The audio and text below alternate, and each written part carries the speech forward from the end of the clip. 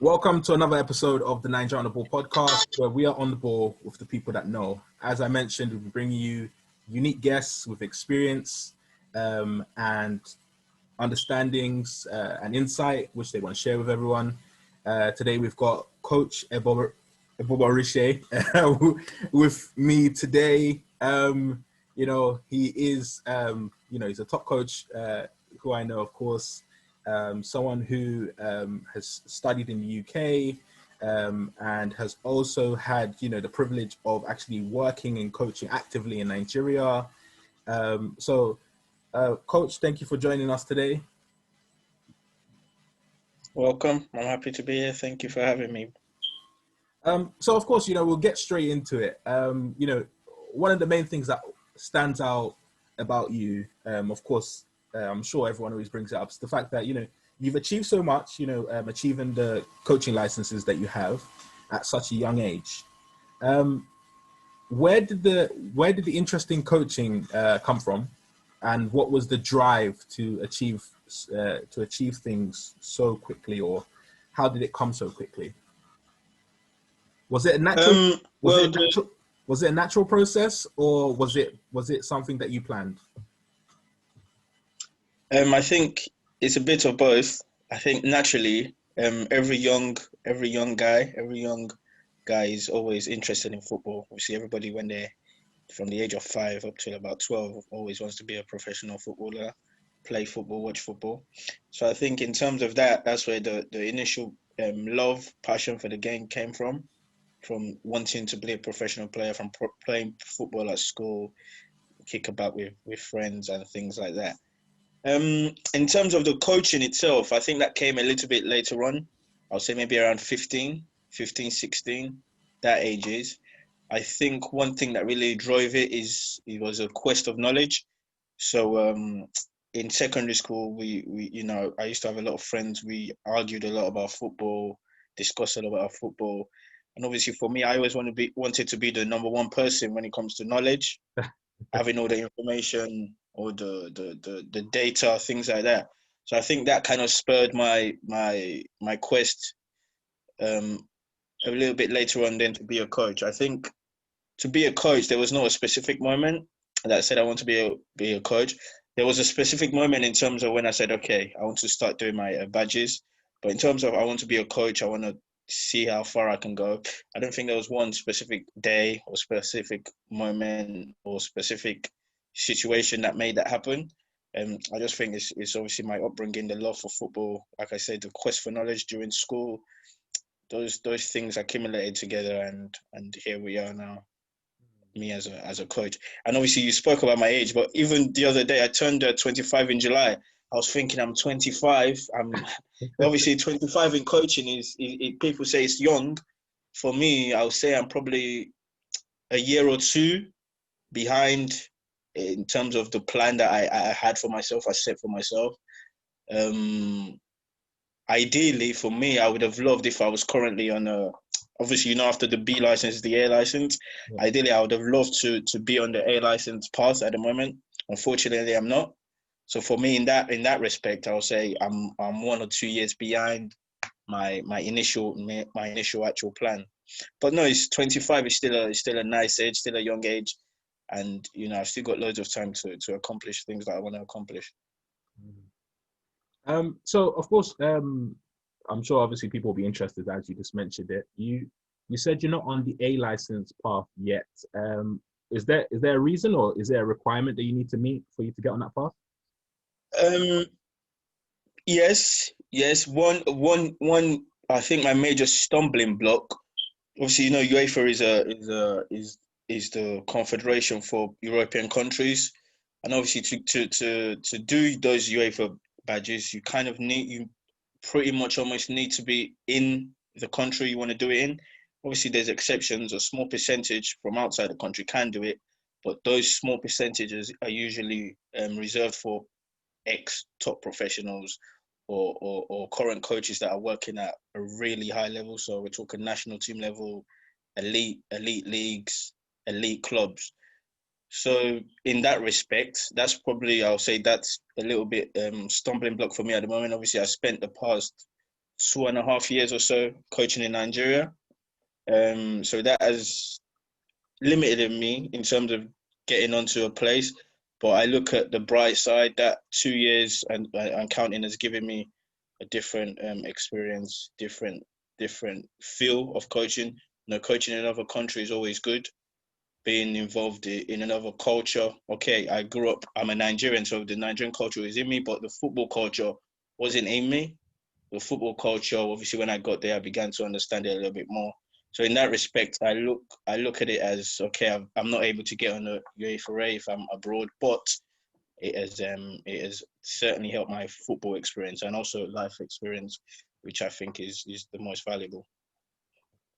But I'm still working to find a way how if that is possible, how I can do that, because for me, I like the level I'm at in Nigeria in terms of the league. I like the competitive nature. I like the everyday training sessions. So I feel in that respect, I feel that I'm ready for that next coaching license to get on it, to work towards it. But obviously to the FAs and to the UEFA criteria, it's not the same feeling. You need to try to be in their country, and also obviously because what you have is the assessment. How the assessment is nowadays. What you have is a lot of one-to-one. So you have somebody maybe come down to your club, watch you in action. If you're abroad, it's so difficult. Okay, nowadays we have technology that makes it easier, but it's not the same as being face to face and speaking to, let's say, a mentor, speaking to a tutor, speaking to an assessor. But I'm still thinking of trying to find ways to overcome that. So I want to say it'll be an interesting next 1 or 2 years for me. It's a shame that 2020's been a bit crazy. Yeah. So that's another reason why I'm behind on the schedule. So we've had pretty much the last 7 months just wiped out, basically. Nothing really to do. But right now, I'm currently obviously still in England. I'm in England. I still have close links with my club in Nigeria. But here in England also, I'm still actively coaching anywhere I can, watching sessions. I was watching sessions closer earlier on in the year, but obviously now it's difficult to just go down and watch sessions and stuff like that. But I try to keep active. If I can take a session here and there with local professional academies, I'm doing that as well. So I'm always trying my best to keep coaching, keep learning, keep experiencing.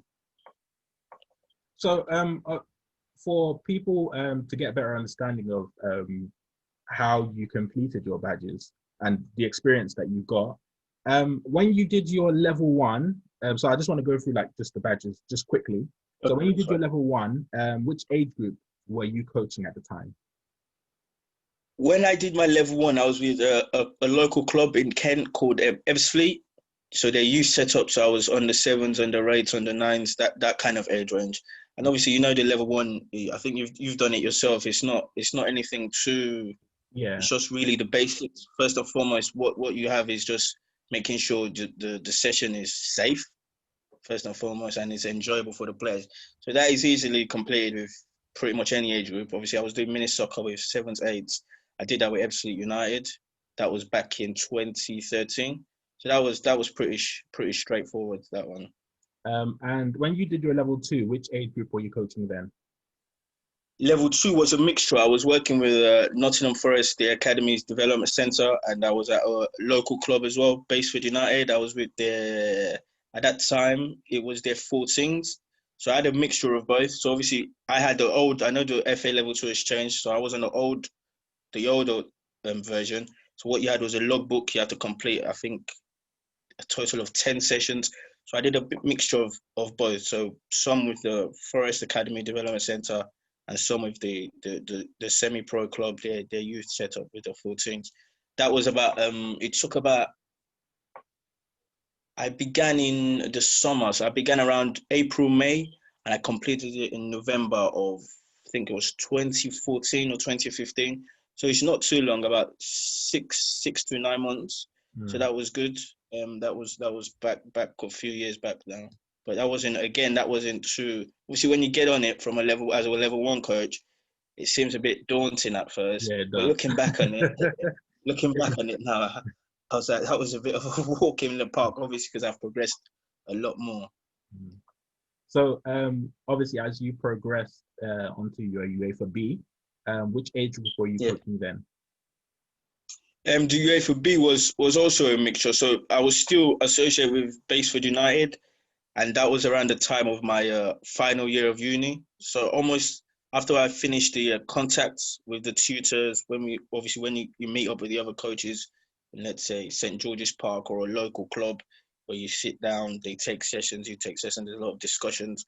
So coming away from that, I was in the process of moving back from Nottingham back down to Southeast. So I was between two clubs, but the bulk of my sessions, etc., was done with another semi-professional club down in Southeast London / Kent, and Phoenix Sports. I think they play in the Plastic League, something like that. Yeah, I was with their under 18s there. Under 18s there. So I worked closely with the Kent FA, the coach developer here, and I completed that with under a group of under 18s at semi-pro club. So if you are to do when you are to do your UEFA A, is there a specified age group, or do you need to be working with a senior team? You can work with a youth or senior team but they need to be playing 11-a-side. I know sometimes there's ways you can do it if you're working with a professional academy. So all the top professional clubs, Fulham, Chelsea, Nottingham Forest, etc. There's some kind of leeway sometimes, and that leeway obviously comes because each of those clubs have their own youth coach developer. So they find ways to try to adjust you. All your sessions may not be with an 11-a-side team, but there will be some that will be with them, and they have their ways how they work it. But ideally, you need to be with a 11-a-side. Now, not just an 11-a-side club, but an 11-a-side club that's training at least twice or three times a day with twice or three times a week with regular matches. But ideally, 11-a-side. The higher the level, the better it is. So if you're at a pro academy, if you're with the YDP ages, so youth development ages, so that's 13s to 16s, those guys tend to train 3 times a week anyway, with a game every weekend. So that's an ideal level. And of course, the higher you go, if you're lucky to be under 18s or 23s, etc., you're training pretty much every day with maybe 1-2 matches a week, sometimes even 3.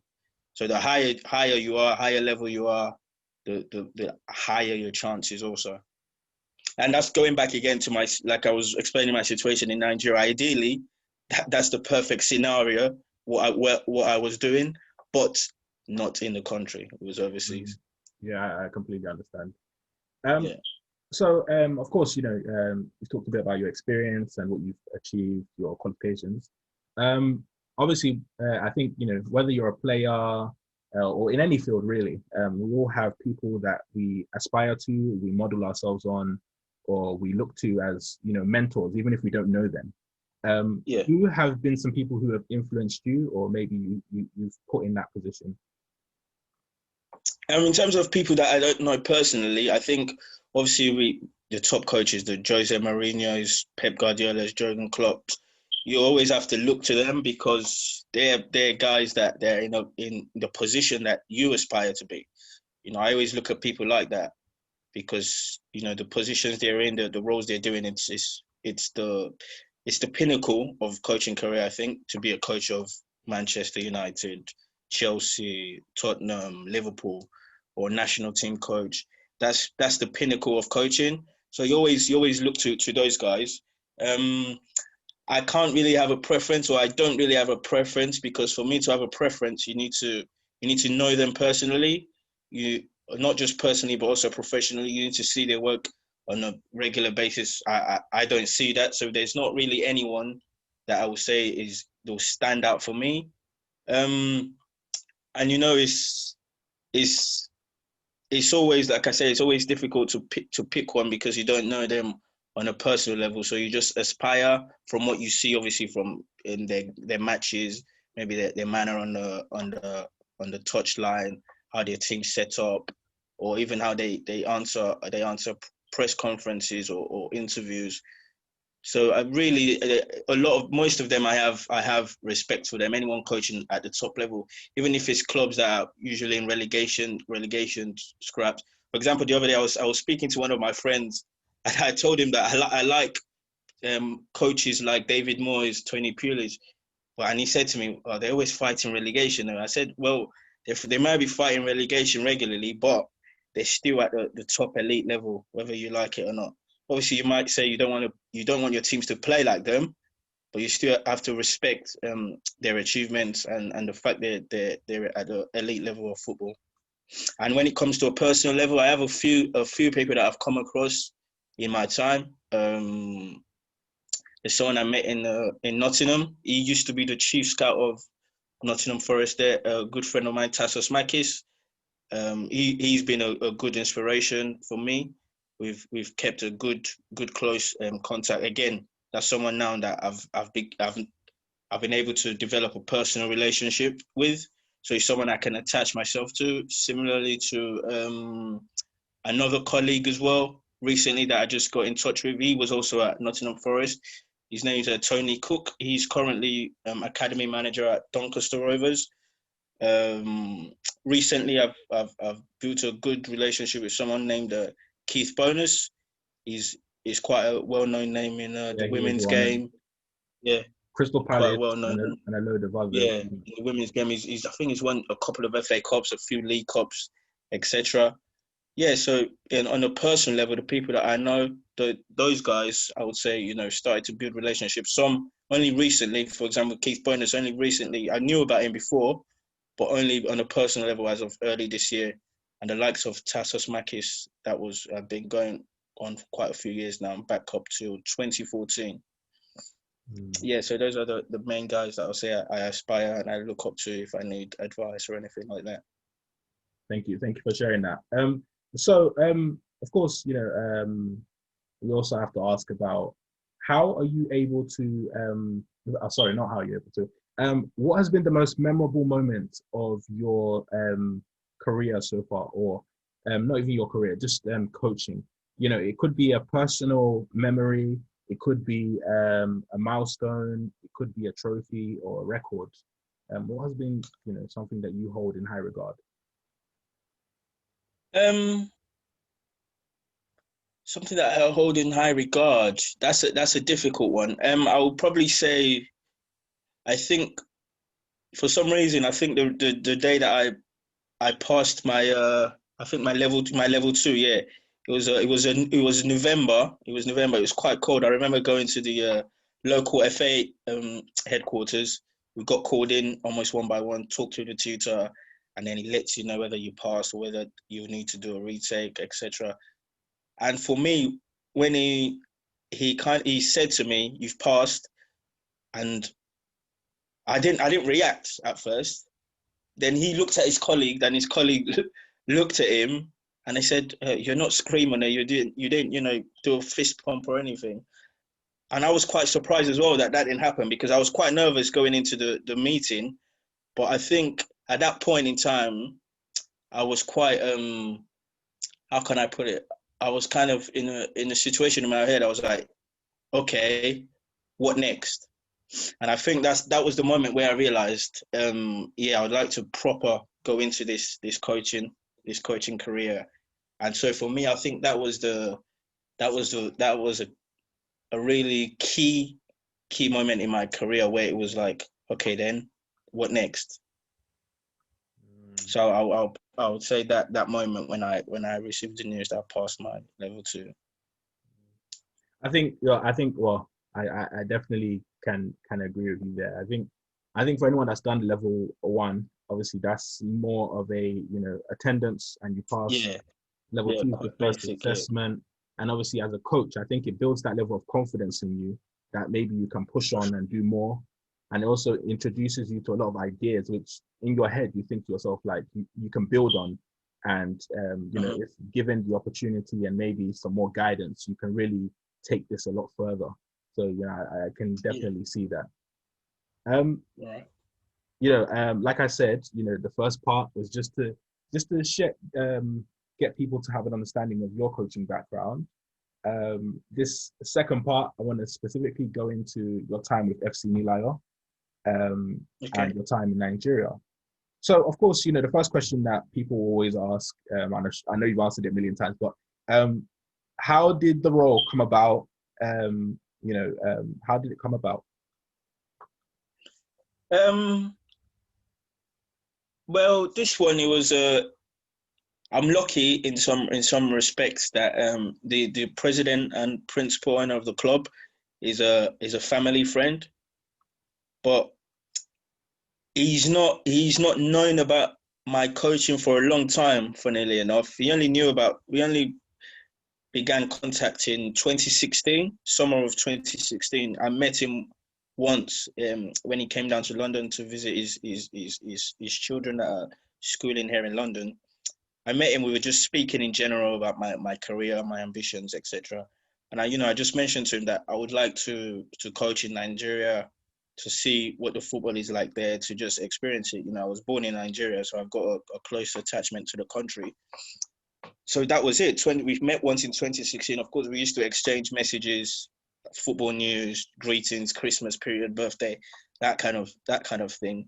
And then in late 2017, he came down again to London. He had another family celebration, and he just said, why don't I come down, celebrate with them, eat food, drink wine, So I went down, and he presented the opportunity to me, and I said, yeah, why not? And that was it, really. Early 2018, I went to Nigeria, and that was it, really. There wasn't a long process to it. It was just literally 2 conversations or 2 face-to-face meetings, and the opportunity came about, and I took it. So obviously, new country, new league, new team. Did you have experience of team building before, or was this your first time? No, this was my first time. This was my first time building a team. I was lucky in some respect that I had an assistant that was quite experienced. I think he's in his late 40s, and someone from Lagos. So Lagos, they say, is the center of football in Nigeria. You get all calibers of players. So I was lucky in that respect that I had a number 2 that grew up in Lagos and grew up in football in Lagos.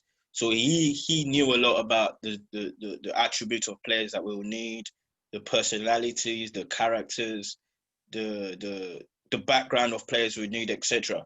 So when I got there, it was almost it was an easy process to recruit players. You already had a few on ground, so I came in with some of my ideas. Okay, this is what you've got on ground. For us to improve, we need this, and we were able to do that to some extent. Obviously, not every type of player that you want might be available, etc. We were able to get some players that helped the team. And as far as in terms of my technical staff, there were already people on ground again. That one of them, another of my assistants, was an ex-professional as well that played in the top 2 leagues. Only just recently retired as well. So he still had a feel of what the leagues were like, the quality of teams, etc. So I was lucky in that respect. And even my goalkeeper coach was a former again ex-professional goalkeeper that played for a club like Shooting Stars of Ibadan. So that's a good level club. So again, he had experience of football in the country. So I was there, brand new, and I had an assistant that had the experience of coaching, and I had one goalkeeper coach, the experience of being a goalkeeper in the league, and another assistant with the experience of being a player in the leagues. So I was lucky in that respect. I was meeting people that had football experience, and also people that had life experience as well. So I was very lucky. So it was kind of an easy process for me to just assimilate into. Well, of course, you mentioned obviously that you've got these assistants and these people assisting you. But I know the club is based in Ogun State, is it? Yes. Yeah. So the club is based in Ogun State, and you're not of Yoruba background, are you? No. You're not. So, but I live part of my early life in Lagos. Oh, okay. And it does, so, I had that Lagos experience as well, a little bit in my early life. I understand, and I'm lucky again, language barrier, I understand Yoruba quite a lot. Oh, and in my first few months there, I picked up even more. I would say I speak Yoruba better now than I did 3-4 years ago. But in terms of understanding it, I kind of always understood Yoruba a little bit. So I was lucky in that respect. I can't imagine me going into a place where I didn't understand the language. Let's say I went to Morocco where they speak French or Arabic. I would say I'd be in big trouble then. So I'm lucky again that the part of Nigeria I went into, the language, I understood it. If I went maybe to an eastern part, Igbo, I'm not strong with that at all. In fact, I don't understand it at all. If I went to a northern part where they speak Hausa or Fulani or something, again, I'd probably struggle quite a lot. So I was lucky in that my first steps were in a city, in a town where the language, I knew it on a good level. I understood it on a good level. That was actually, well, it was good that you covered that, because that was actually going to be my question. Did you have any language barriers? I know that, in Nigeria, English is the predominant language that majority of people speak. Yeah. But there are, players who haven't grown up in the city, who, they only speak their own language. So, sometimes, you have that challenge. But obviously but there were still a few challenges in terms of football language. For example, I might use a certain word that they may not understand. But again, like I say, I was lucky a little bit with the colleagues I worked with. So they were able to break it down for the players in simpler terms for them to understand it. So in terms of communication, I think that may have been the only bridge I had to cross. Some football terms that I used that they might not have understood what it is. But as soon as I explained what I wanted to my assistants, they were then able to lay that back down to the players. So, of course, we want to delve in a bit deeper into your team at the time. So, obviously, you've already mentioned a bit about some of your assistants and so on. How big was your backroom staff? And we had myself. I had 2 assistants, so that's 3. A goalkeeper coach, 4. I had a masseur / physio, 5, and then we had a kit manager, equipment manager. So we had six people. But in terms of on the pitch, actual coaching, we just 4. So myself, 2 assistants, and 1 goalkeeper coach, which is a fair. I think it's a decent size. It's a decent size for a club that's just started. Obviously, we started with a senior team. Then we started having 1 youth setup of under 16s, under 17s at that time. So we were the ones also coaching those guys. So it wasn't too bad. We were able to manage, but obviously the club's looking to continue to add more youth ages. So in terms of the technical staff, that might get a little bit bigger as the years progress. But what I started with was just 4 actual out and out coaches, including myself, and it was a nice size. It was a nice size. So of course, we have to ask. Of course, you mentioned it's a new team, and new coaching staff, new players. But what were your targets, your personal targets, and the targets which were set for you as the head coach? What were your targets for that season? And the targets that were set by the club to me was the first year of the club. So it was target of the first season was just be competitive. Let's see what we can do. Obviously, don't get relegated because no one ever wants to go down. Just settle ourselves in the league, understand the league a bit more, then push on the next season for promotion.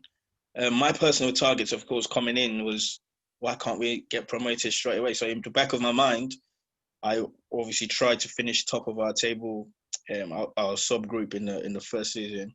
But unluckily for us, we finished second. Even though we didn't lose any games. We finished second. So that was, in terms of what the club wanted, mission accomplished.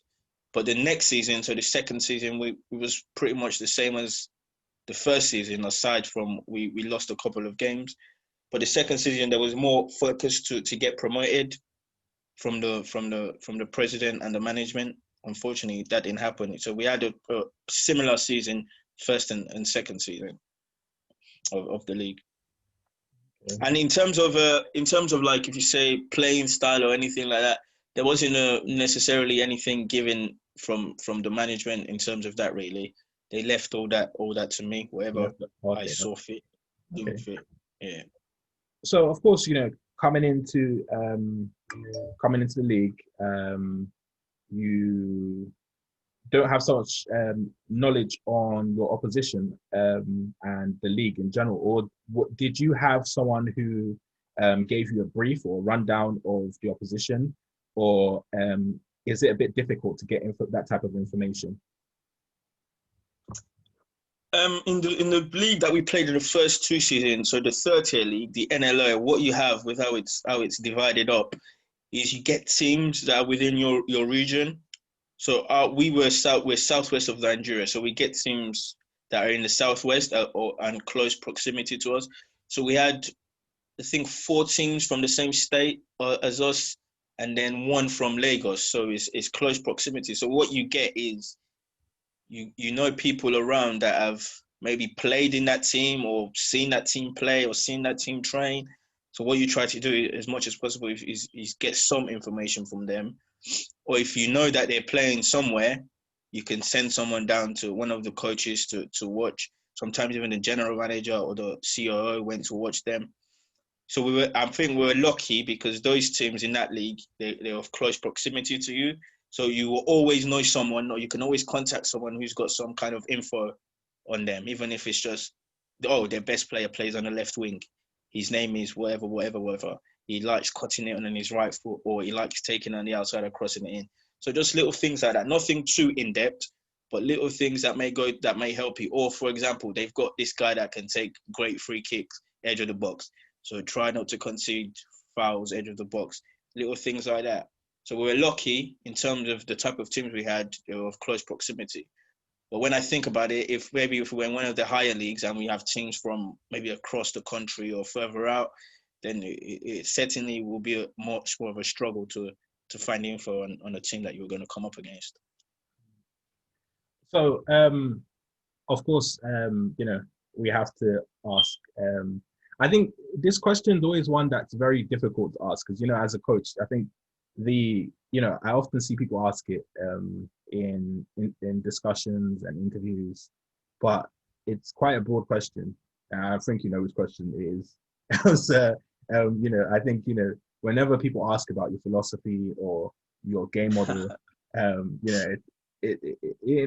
for most people, they just assume that you're supposed to say that it's possession style football or it's counter-attacking or it's defensive. But that's a very simplistic answer.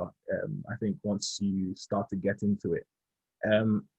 So what I will ask you instead is, if I was a spectator looking at your team playing, what should I expect your team to look like? Or what should I expect to see? Well, the first thing I would say you should expect to see is a clear style. If you can say that, a clear style, not a certain style. So this is not you say, okay, they play possession football. Because for example, I'll give you an example. In my first season, the style we played was totally different from the second season, or should I say, it was different from what we tried to play in the second season. So, for example, in my first season, we played quite basic. So we primarily started with a 4-4-2, or then we've changed a little bit to like a 3-5-2. But in terms of the team roles, player roles, the team patterns, etc., it was quite basic, or what it can be perceived as basic nowadays. So I don't know if you're a fan of someone like Arrigo Sacchi. So he's 4-4-2. Nowadays, when people think about it, it seems quite basic, or not what people may do nowadays. So that was kind of what I did in my first season, because I find it a style or an approach that was quite easy to communicate with your players. So you have your 2 strikers, 4 across the midfield, 4 in defense. Your 2 central midfielders, 1 goes, 1 stays, etc. Your strikers, 1 drops in, one goes ahead, when we don't have the ball, slide across to the right, etc. Have that 2 banks of forwards.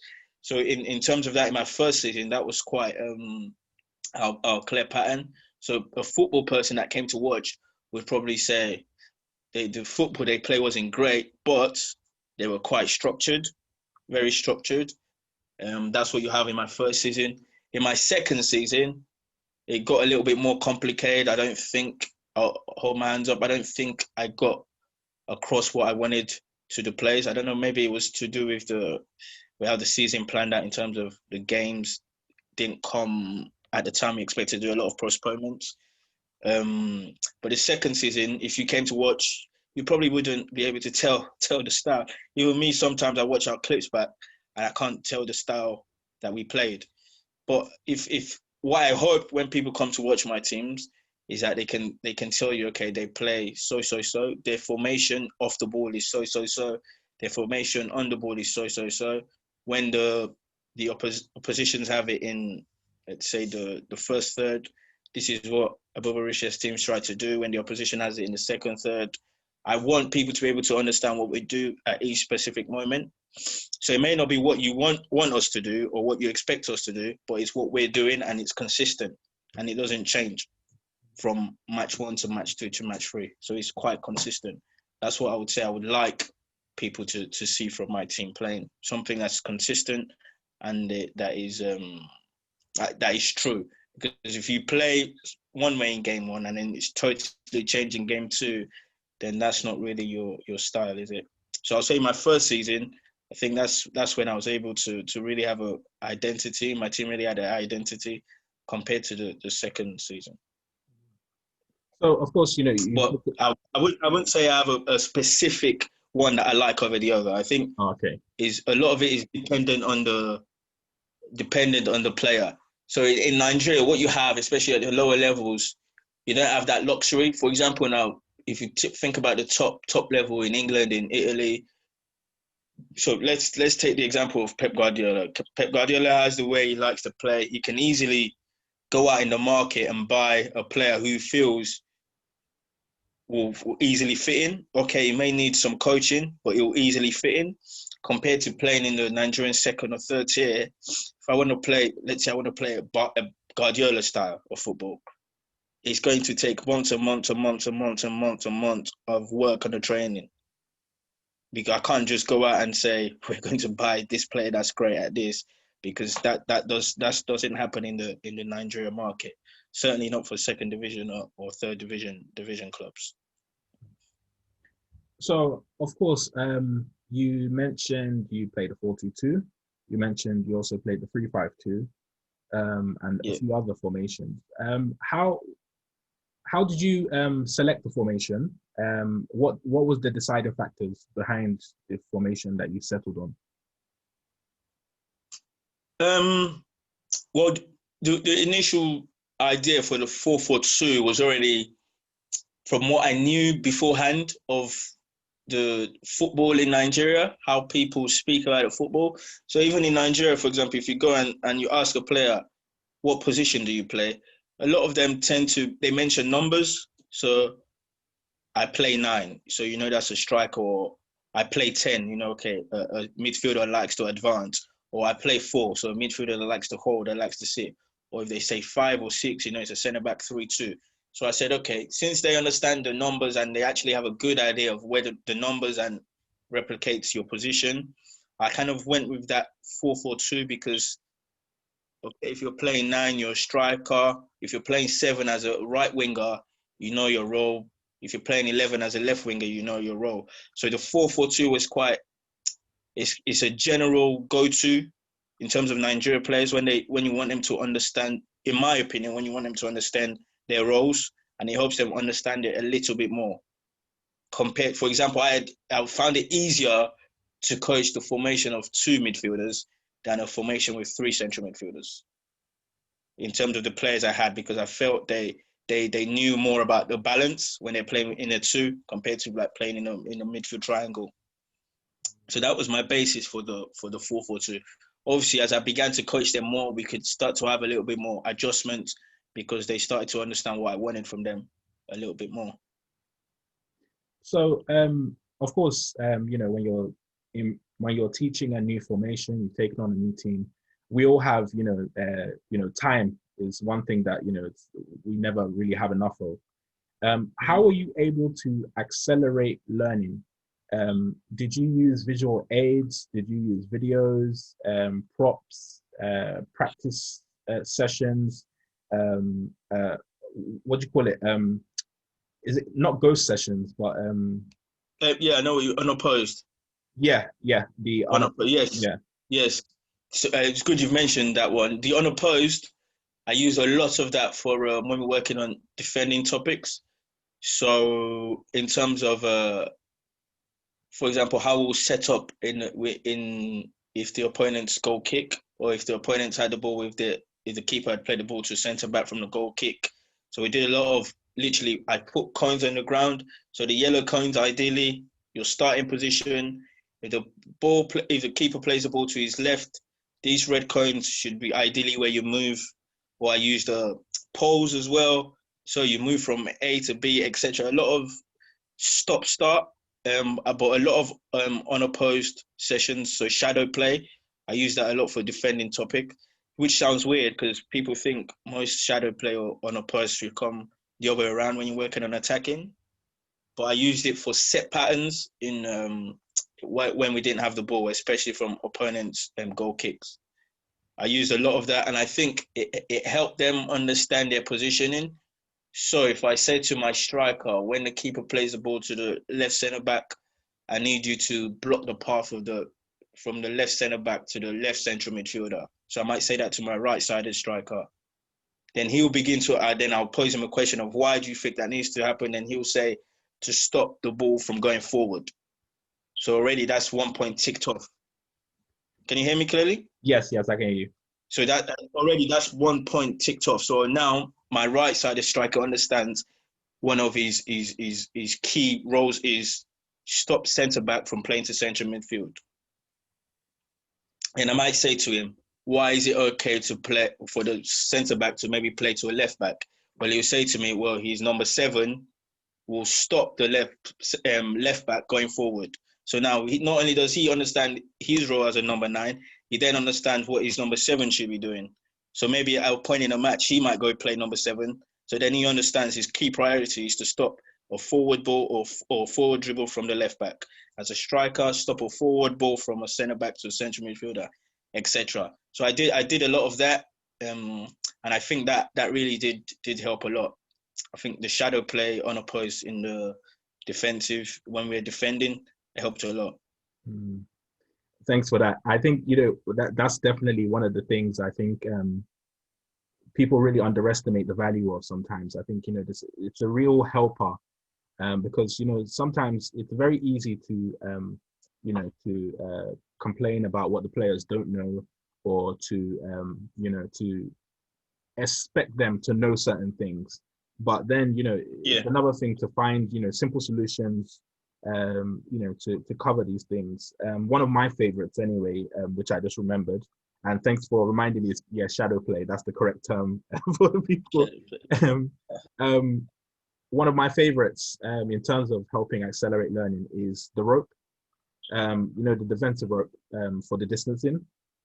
Oh, yes. I think that's always a fantastic tool. Sometimes you try to explain certain things in defending and in pressing, and it gets lost in translation. But when you can physically have an example where people can see, okay, if this person pulls the rope in this direction, then of course you're going to have to move, and this is the distance that you need to keep. So that's one of my favorites. So I know you've mentioned it slightly earlier, but I just want to ask it so that it's a bit clearer for people listening. Of course, a lot of coaches are of two schools of thought. It's either, do you prefer to fit players into your formation, or do you prefer to create a fresh formation based on the players that you have available to you? Again, it's also going back to the what type of players you have.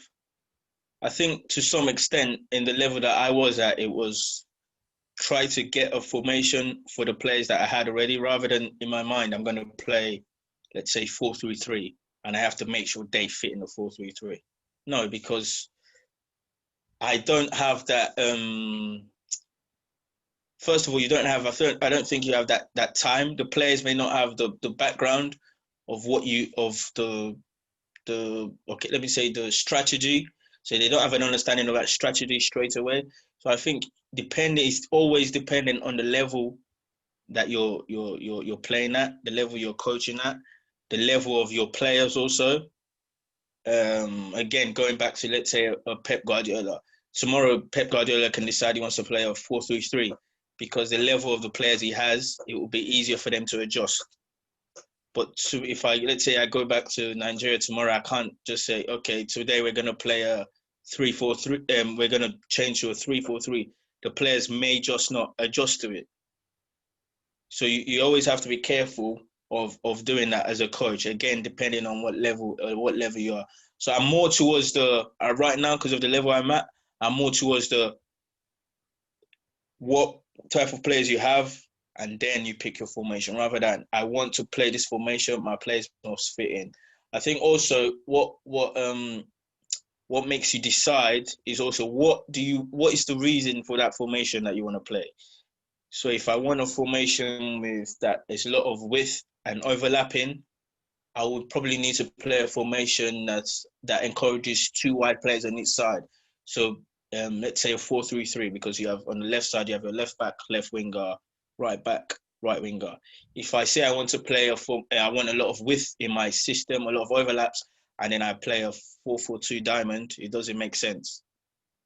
Because you're only going to get that width from an overlap from just one player, which are your fullbacks. So again, I think the style you want to play decides the formation, helps shape the formation, and also for me, the players that you have on ground at my level. So, of course, a natural follow-up question is, what does recruitment look like at your level? And was there specific traits or attributes that you were looking for in players, or were you just looking for players who showed some sort of talent or some sort of uniqueness about them? The recruitment, funny enough, as I begin to understand more how things happen at top level, there's quite a lot of similarities.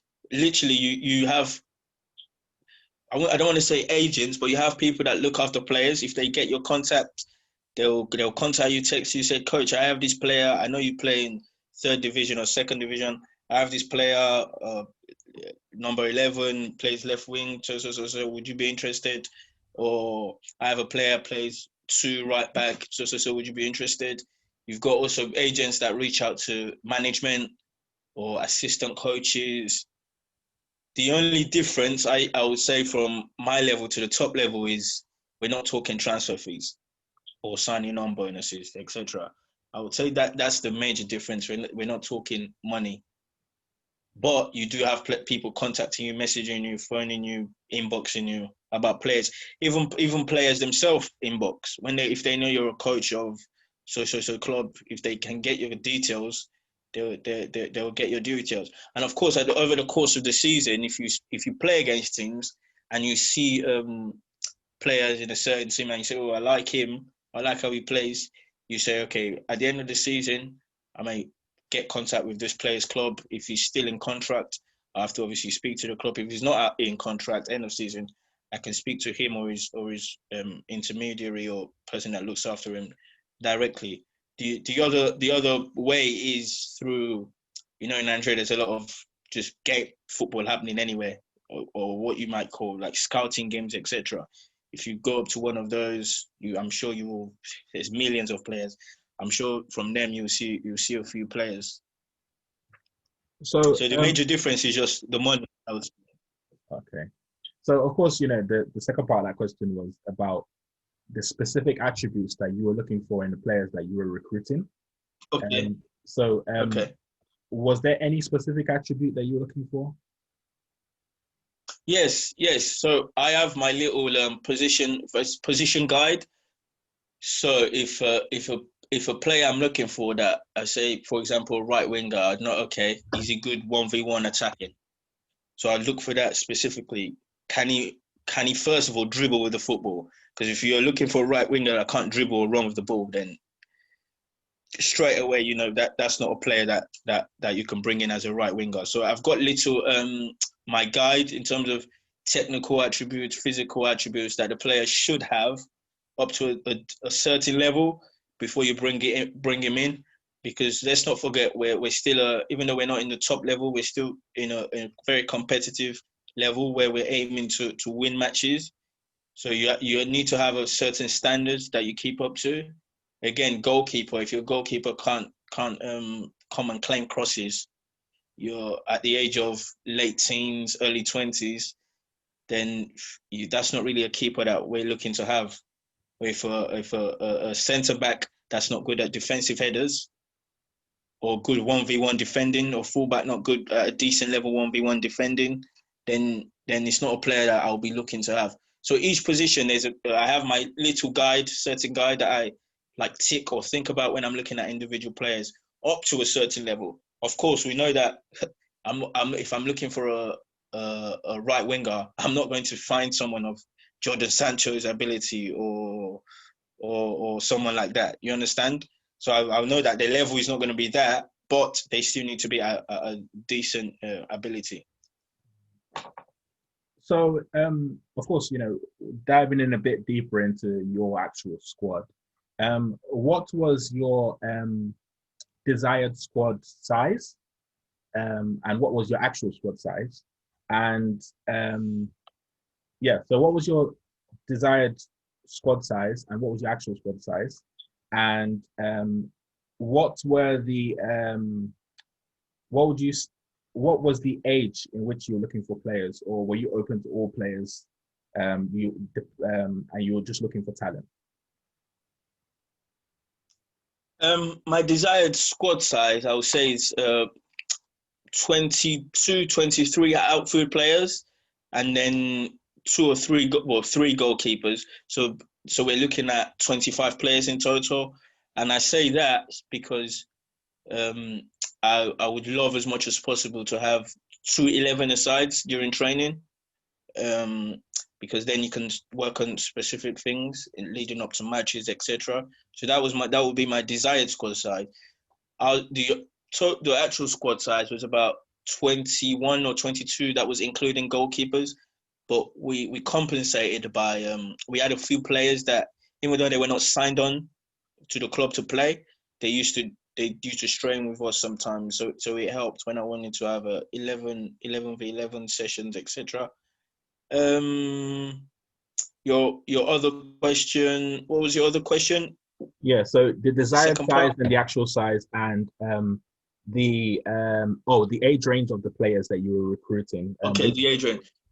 Yeah, the age range, I try to look at late teens to early 20s. So 16, 17 to 23, 24. That was what I got. We had a few that were late 20s. Just one that was early 30s.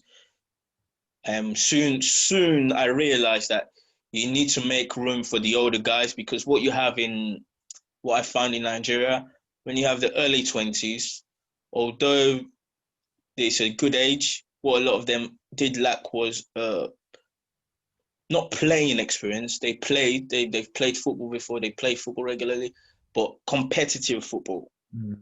What I found was with those late teens and early 20s was that they lacked competitive football.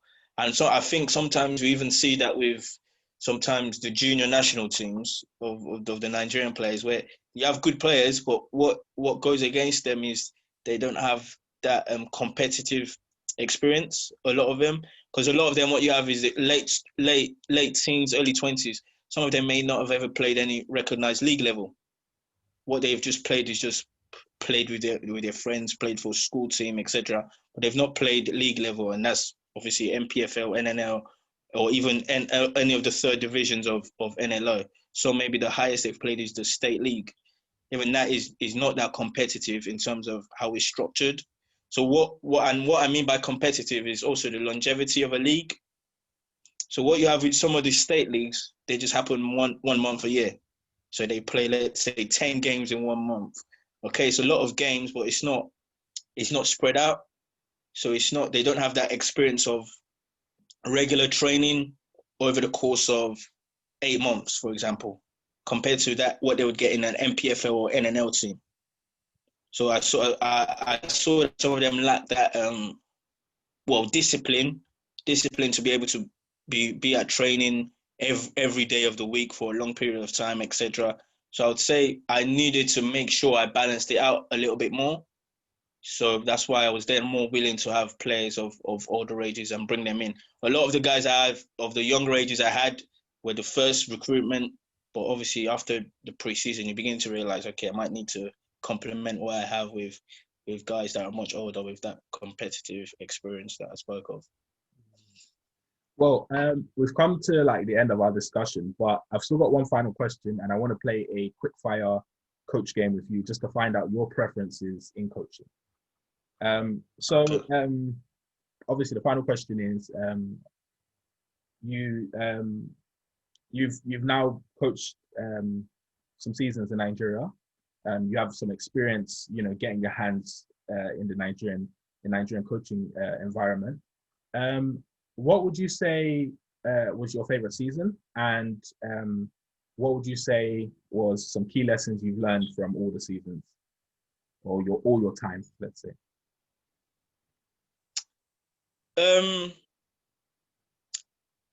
I've said my favorite season was, I would say obviously my first, because it's a new experience. The first time is always the memorable time, because obviously you learn a lot.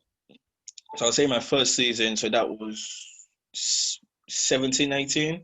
I'd say that was my memorable. I'll say that was my most memorable season. Some of the key lessons. I'll just say be true to yourself. Be true to yourself. Be true to your ideas. Know what you want and have your reasons of why you want them. I think sometimes as coaches we tend to have ideas in our head and not follow them through at times, maybe for one or two reasons. But I think always try to follow things through. So an idea you've had that idea for a reason, you've backed it up, try and follow it through. So I think be true to yourself and try to follow through on your plans. Okay, thank you again for joining us today. It's been fantastic having you. But like I said, just before we finish, I want to have just a quick fire game, okay. just to finish everything off. Of course. So the first question is just a very simple one: Ronaldo or Messi?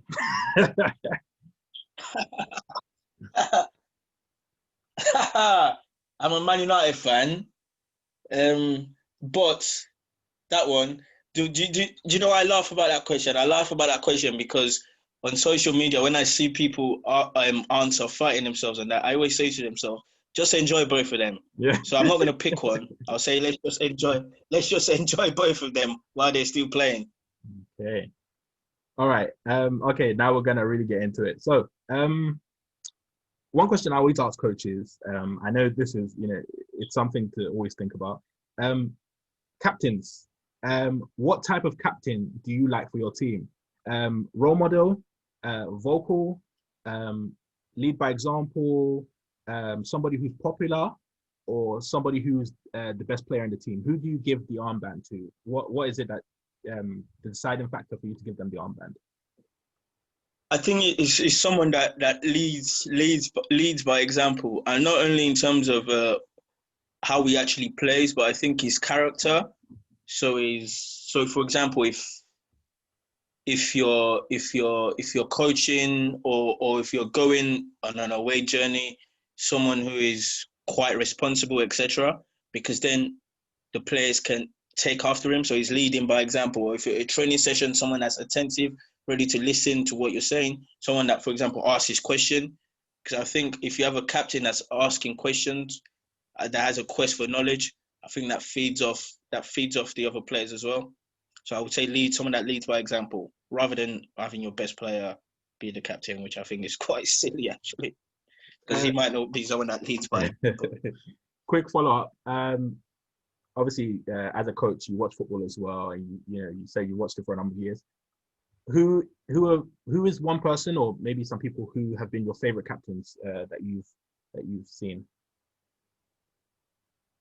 Oh, that's a tough one. That's a really tough one, because I've never thought about something like that before. Maybe someone like Puyol. I think Puyol. I would want to say someone like Sergio Ramos, but there's things that Sergio Ramos does that probably are not quite right. I would say Puyol, because I remember. I know why I'm saying Puyol is I remember a clip of I think it was a El Clasico. Yeah. Somebody threw something at, I think it was PK, and PK like picked it up, wanted to show the ref. Puyol just slapped it out of his hand and said, "Get on with the game. What are you doing?" But someone like Ramos would probably be the one to pick it up and show the referee. So I would say someone like Puyol. I think someone like Puyol just totally focused on the game and not the little squabbles here and there. So and then of course he won a lot of trophies. He won the World Cup, won the Euros, etc. So Puyol, definitely. Another follow-up question on that. I know we said it was going to be quick, but it's just I've noticed there's certain positions that seem to get the armband a lot more than others. Do you subscribe to that? I don't know what it is about certain positions. Like, for example, defenders seem to I think they get it a lot more than other positions for some reason. Yeah, I think that, to be fair, from my experience of football, I think that's to do with the characters. I think the personalities. So the people that tend to play, for example, centre back, of course, defense, but mainly centre backs. What you get with centre backs are people that lead by example. We already gave that lead by. They may not be the best player, but they lead by example. And of course, another of the options that you gave was vocal. And on the pitch, you sometimes you need that. So I would say, and then of course the centre backs see the game a little bit better than, let's say, for example, a striker or a winger is able to see the game a little bit more. But I think the main reason for that is the personalities of a lot of centre backs. I think that's what usually edges defenders to be captains compared to attackers. I would say the personality. I've actually just remembered, I think the two that came to mind, which I was thinking of, Paolo Maldini and Paulo Cannavaro. Exactly. Those are again, someone like Cannavaro is similar to I'll say similar to Puyol. Just get some of the game, and of course Cannavaro won a Ballon d'Or, which was quite rare for a defender. So a question also, I think it's a popular question to ask. What's your favorite coaching aid or tool? And it could be something. It could be something as simple as maybe even just a plastic whistle. I'll say the tactics board. I would definitely the tactics board, because the best way to learn is visual. I think it's a good visual aid. Obviously, aside from you actually doing something or showing something on the actual pitch, I think using a tactics board is so it's as simple as, okay, if your teammate's here, ideally you should be here. It's as simple as that. I think a tactics board. In terms of effectiveness, is there a specific tactics board that you would say is the most effective that you've used? I know some people there's the 3/4 pitch one where it covers like 3/4 pitch. Then there's the one that covers half of the pitch. I think it's the full size one. I think the full size one, definitely, because the games are full size. So if you're doing 11-a-side, it's a full size game. Mm-hmm. You can show the players exactly what needs to happen. So even if you're working on if you're speaking about your left back or something, he's still able to see, okay, even if this is my position, what's happening on the other end. So I'll say the 11-a-side size. So of course, you've been in Nigeria for a bit. what was your favorite stadium or ground facility that your team played in? The stadium in Agege Stadium, that the home ground of MFM. That was a good stadium. It's artificial, but it was a good stadium. Good stadium. It was good. The view is good. The seating, everything about it is nice. And of course, the playing pitch is nice. He had the advertisement board, the electronic board, scoreboard. That was the nicest pitch. I heard there's nicer around the country, but I've not played in any of them. But I'd say that one for where I've played. Of course, I do have to, kind of tag on to that point that you mentioned. You said artificial pitch. Yeah. So do you prefer grass pitches, artificial pitches, or the mud pitch? I would say I prefer. Ideally, I should prefer grass pitches, but again, it depends if it's well looked after. If a grass pitch is well looked after, then it's grass pitch because football should be played on grass. But if a nation or a club or an association know that they may have difficulties in looking after a grass pitches due to maintenance or the weather or whatever, then you can go with an artificial one, which maybe is just have to think about obviously the initial building of it, but the maintenance is not as expensive as a grass pitch, and of course the weather doesn't damage it like it might do a grass pitch. So it's whatever one is easily accessible, affordable, and can be maintained better. But I would ideally, if you gave me a choice, I would say grass pitch, definitely. So, final question, just to round up. Of course, as coaches, we read a lot of stuff, some good, some bad. So, what has been, let's say, 3 maybe articles, books, UEFA, is it projects? The ones that you do on the coaching courses. Yes. What would be 3 books, articles, or projects that you have read that you really liked or they really hit home for you that you can recommend for other people to read? The first one I would say it's not like a book. It's not something you can read, but what I would say the format of it. So the UEFA B, how I did it, the project was over a course of 12 to 18 games. So you'd have your training sessions, then a match, then training sessions, match. I think for me, I found it very, very valuable because what it did was prepare me to train to play. But also while training to play a game, you're also training to develop players.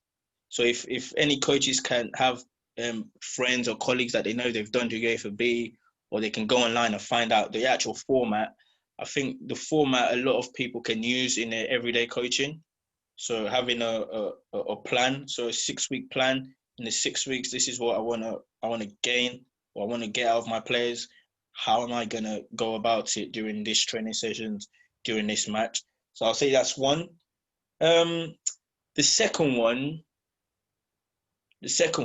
I'm going to say the Amazon Prime series. You've got the Tottenham one now. I think there was a Man City one of 2 seasons ago. Was it 2 seasons ago? There was. I think those series are quite good because it gives a little bit of an insight into football. For example, there was a clip going on about Danny Rose, his discussion with Mourinho. Yep. And quite a lot of people were like, I want to say surprised by the conversation, but conversations like that should be happening. They happen quite a lot.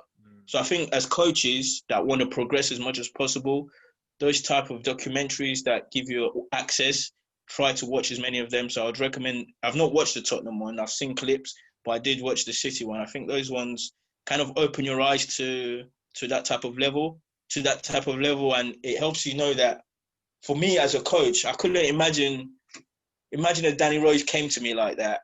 So you need to think about how would you reply to a player that comes to you with that kind of problem. So that I think Danny Rose asked him, so what do I need to do to get into your team? And that's where your coaching comes in.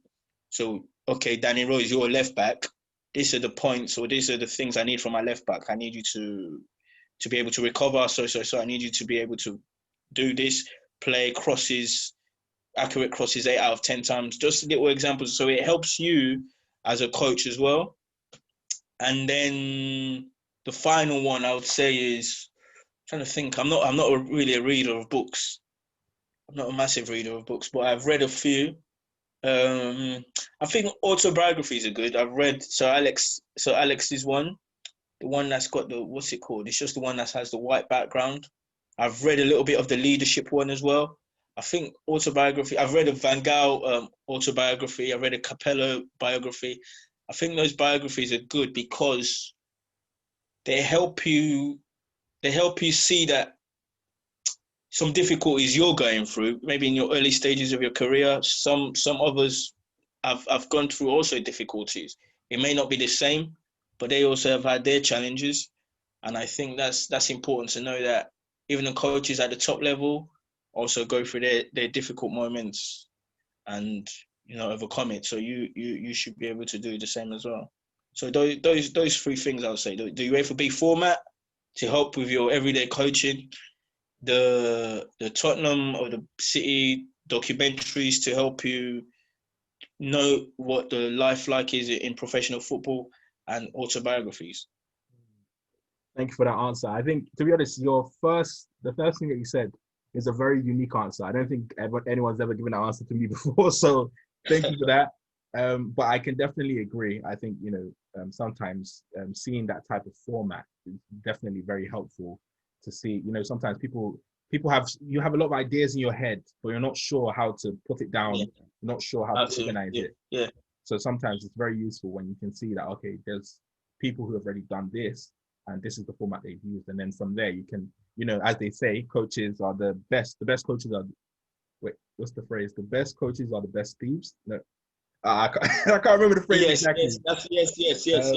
Yes. You've got to be able to, yeah, that's true. You have to be able to steal ideas, really, because a lot of the coaching practices sessions that I put on are ideas from what you've watched in the past. You brought it all together. It might not be exactly what you watched, but you've taken ideas from one training session, then from another, and brought it together to form your own sessions. But yeah, best coaches are the best thieves, I would say. That's for sure. Again, Coach, thank you for joining me today on the podcast. It's been fantastic having you. So much insight has been taken from this. So many things to think about, and definitely some, just at the end, you know, some things that, you know, coaches can, you know, take away to increase their learning and help progress themselves. So thank you again. You're welcome. For those listening, remember to leave a like, a recommendation. Remember to share. This has been the Niger on the Ball podcast, where we are on the ball with the people that know.